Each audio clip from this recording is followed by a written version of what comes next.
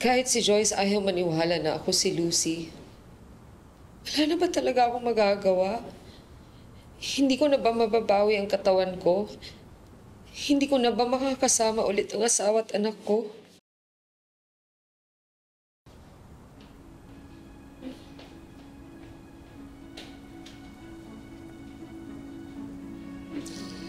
Mrs. Rigor, may abogado ka na ba? Kaya pala hindi ka napupuntahan dito. May kakilala ka bang pwede maging abogado para sa'yo? Sige, tatawag tayo sa PAW para magkaroon ka ng abogado. Salamat po. Salamat. Gustong-gustong ko na makalabas dito. Miss Rigor, malabong makalabas ka pa ng kulungan. Hindi ko siya pinatay. Buhay po ang asawa ko at ginagapang siya ng taong umagaw ng buhay ko.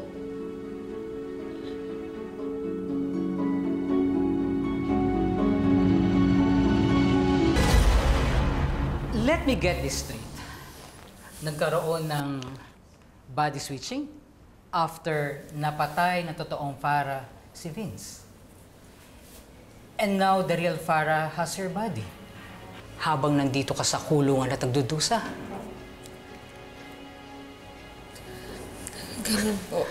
This is brilliant!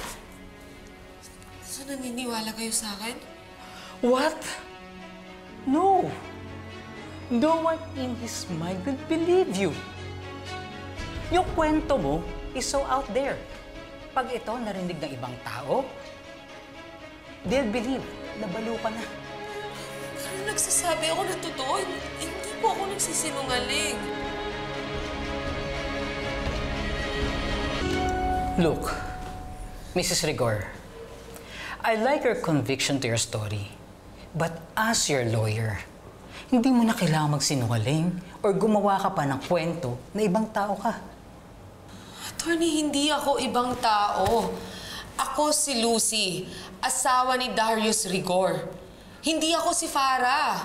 Oh, come on. Ayaw mo talagang bitawan yung narrative mong yan, no? Then answer me. Answer me. Gusto mo ba talagang mapawalang sala at makalaya dito? Gusto ko po. Then listen to me. Pwede ba yun?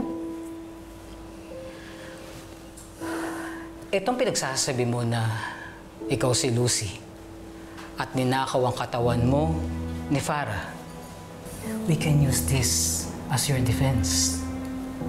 Kunwari, nagkaroon ka ng temporary insanity noong araw na yun. Ang problema lang dito, hindi basta naniniwala ang West sa mga taong nababaliw. Unless, meron kang medical records to prove it. Meron ba? Wala po.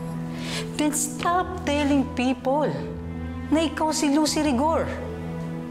Pag narinig to ng judge, lalong tatagilid yung kaso mo. Madidiin ka dito. Pero... No! No buts, Mrs. Rigor. Kung gusto mo talaga maabsuelto sa kaso mo, we need to do this the right way. Okay? Now, Mrs. Rigor, pwede mo ba sa aking ikwento lahat ng nalalaman mo nung araw na yon nang pinatay si Vince Rigor?